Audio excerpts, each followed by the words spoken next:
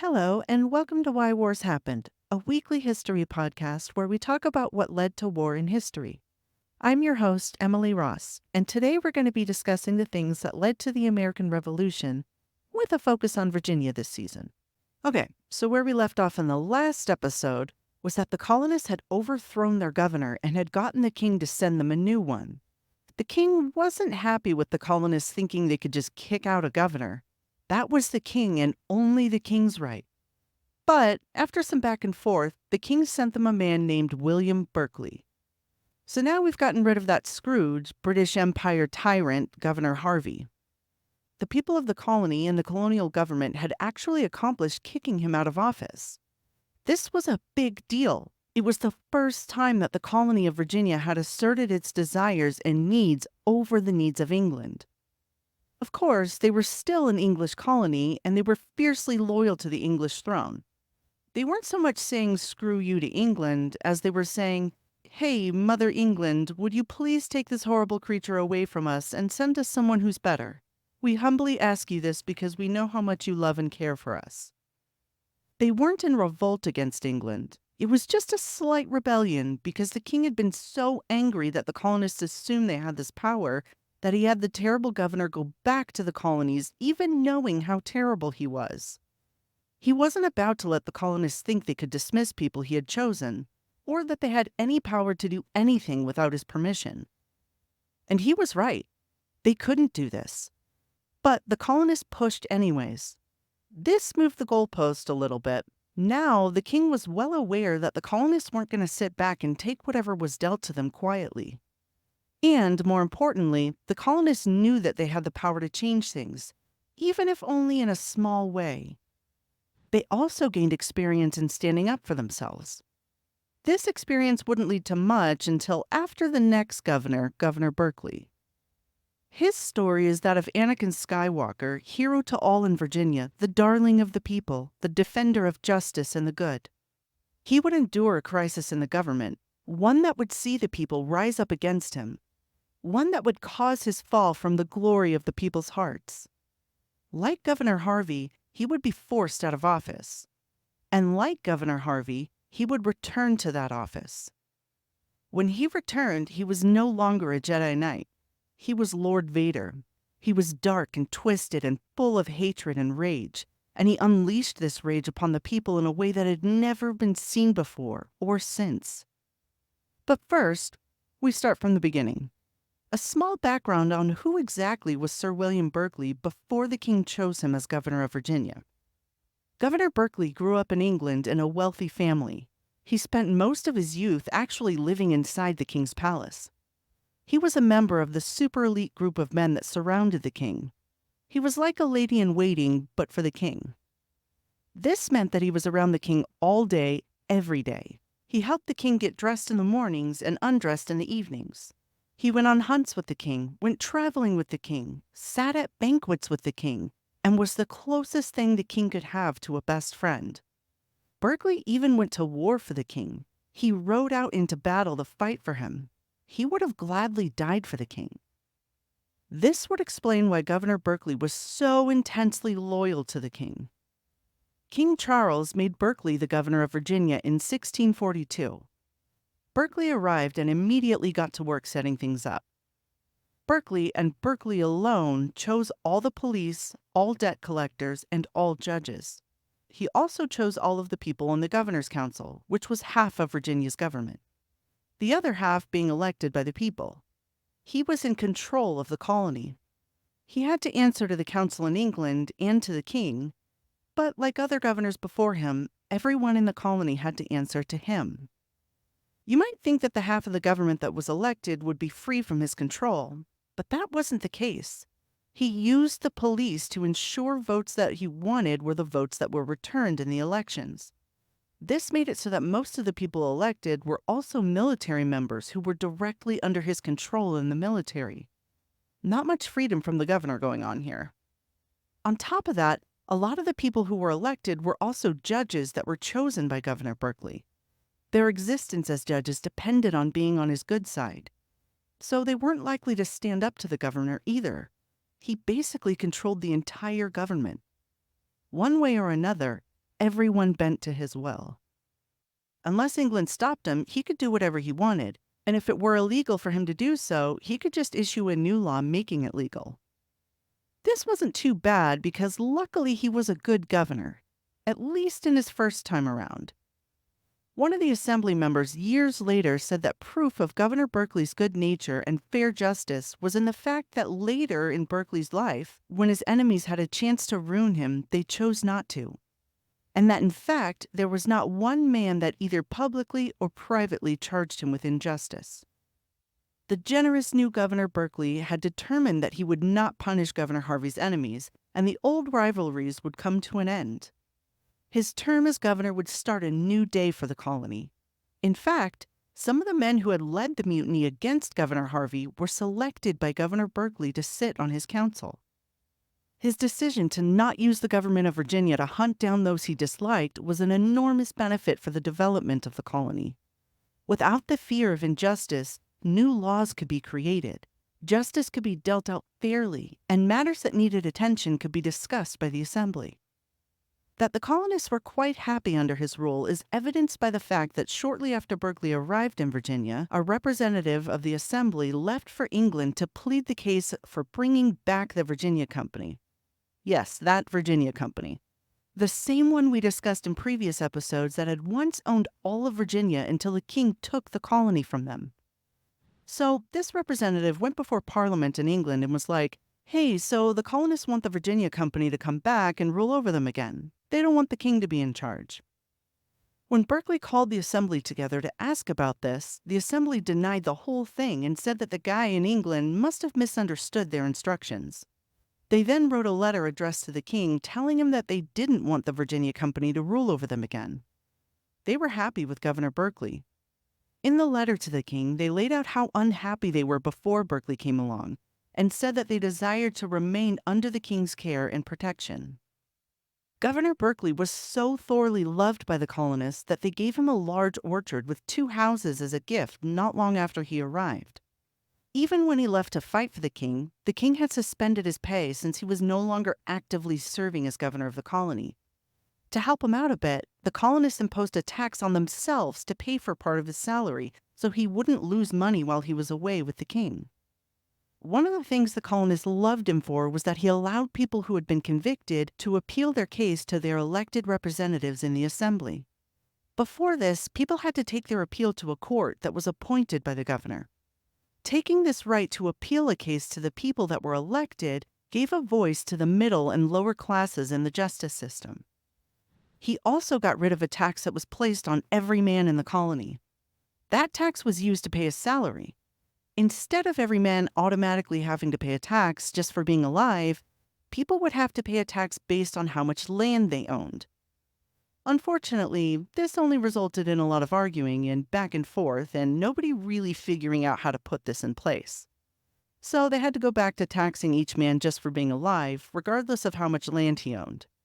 But it was still something that the colonists thought was really cool of him to try. Another cool thing he did was signing a law that said the people of Virginia couldn't be taxed without their consent. We've heard this a lot. This was already the law in England. And remember that from day one, the colonists in Virginia were promised that they had the same rights as all Englishmen, as though they were on English soil itself. The law that Virginia passed was really to make sure that there was no confusion about this taxes part. A governor couldn't come in and start ordering new taxes. He had to get the approval of the representatives in the government. People would elect representatives depending on how that representative would vote for things like taxes, just like we do today. So any tax would have to have the people elect a person that would then give approval to any new tax. In this way, people had a voice in new taxes and could vote out representatives that approved too many taxes. So Governor Berkeley in 1643 signed a law acknowledging that he needed the elected representatives' approval of all new taxes.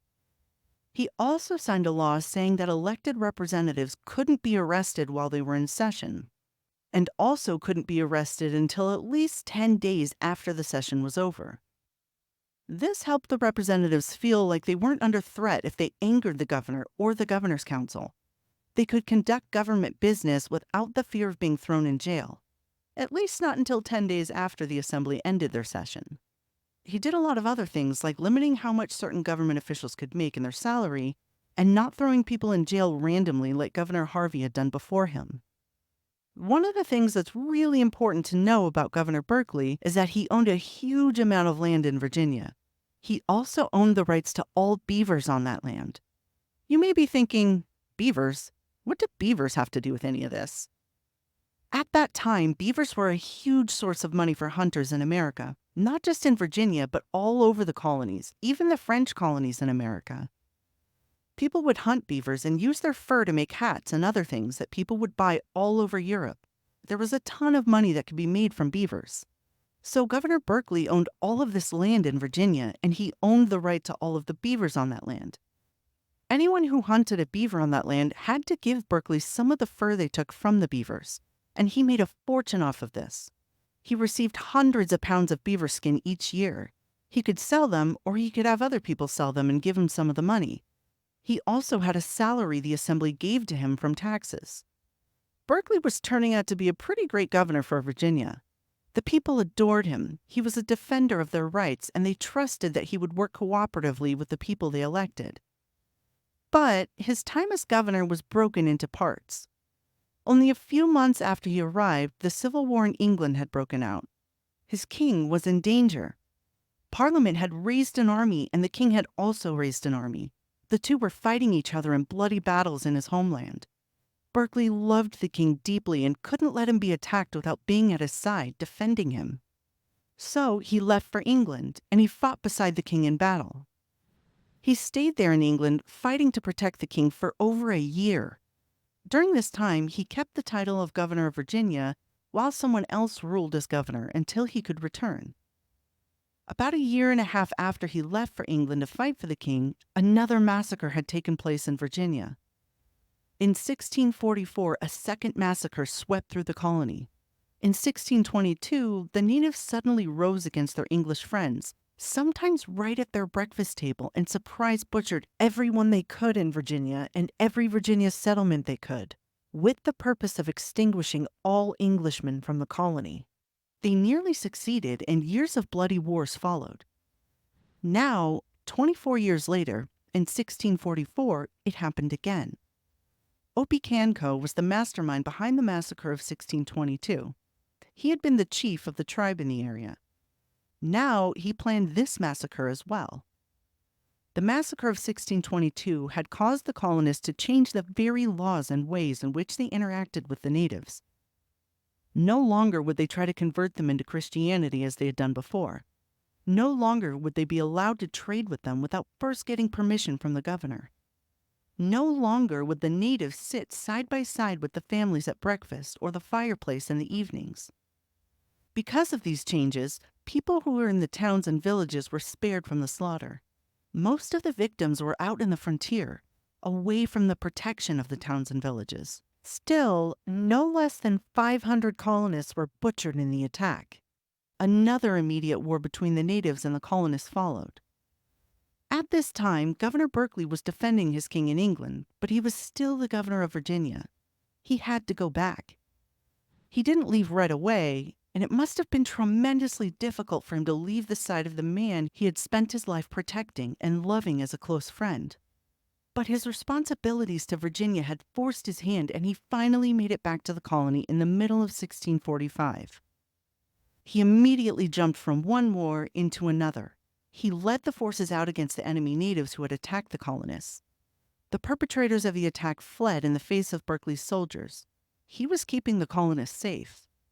Governor Berkeley himself rode out as the lead in several large quests into native territory. They slaughtered and destroyed everything that they could. The natives couldn't hope to fight them off, and they fled their own villages when Berkeley and his men drew near. The war went on for a while, and sometimes the colonists would destroy the crops of the natives, and sometimes the natives would destroy the crops of the colonists. Governor Berkeley was seen again as the defender not only of the rights of the people, but of their very lives as well. Finally, the war came to an end. Opechancanough was captured by the English and taken as a prisoner back to Jamestown. Governor Berkeley wanted to send Opechancanough to England where he would stand trial, but a few days after the capture, one of the colonists shot and killed Opechancanough in revenge for the lives he had taken. In the same month, the natives asked the colonists to make peace with them. They signed a treaty that gave some of Virginia land to the colony. All prisoners would be returned to the colonists, and the natives officially acknowledged the King of England as the leader over their tribe. The tribe also had to pay the colony a tribute of 20 beaver furs every year. In return, the colonists would protect the tribe from their enemies, and they gave the natives the rights to some of the land in Virginia. This peace lasted for 30 years. In the meantime, civil war still raged on in England. Parliament's forces were fighting against the king's army, and Governor Berkeley was stuck in the colonies attending to his responsibilities as governor. Most of the Virginia colonists actually sided with the king. They still considered themselves Englishmen. Kings or queens had been the rulers of England for over 1,000 years. It would be like if Congress suddenly raised an army and attacked the President of the United States. Parliament didn't like the king, and the king had problems with Parliament. Parliament wanted the king gone. On top of this, remembering how strong religion was in the world at the time, almost everyone in Virginia was a member of the Church of England. They nearly fell into a civil war with Maryland because the Marylanders were Catholics. The people in the English Parliament who were attacking the king were seen as outsiders of the Church of England. They followed a slightly different version of Christianity. On top of this, most people in Virginia, from the upper class to the lower class, were doing pretty well for themselves. If Parliament won and took over the government of England, they would also take over the government of Virginia, and who knows what type of chaos or hell they would unleash on the colony. Right now, they had certainty about the laws and the ways of things, and it wasn't bad. If Parliament were in charge, things would be uncertain. Why risk it? All of this added to the general feeling of extreme loyalty to the throne in Virginia. This was all well and fine with Governor Berkeley. He was obviously a very strong supporter of the king. So strong, in fact, that he even enacted laws in Virginia that banned criticism of the king and banned talk of civil rights.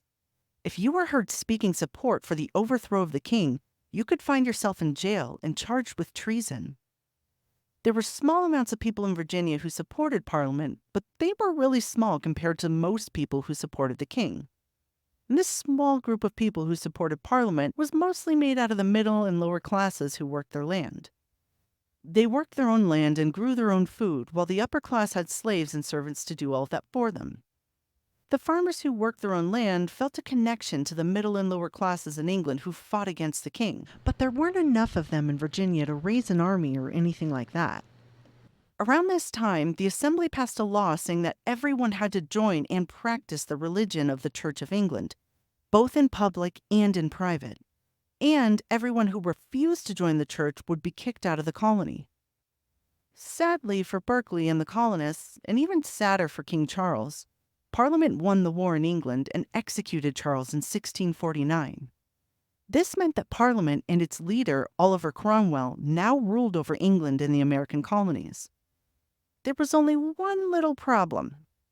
Governor Berkeley wouldn't surrender control to what he said were a bunch of, quote, lawless tyrants.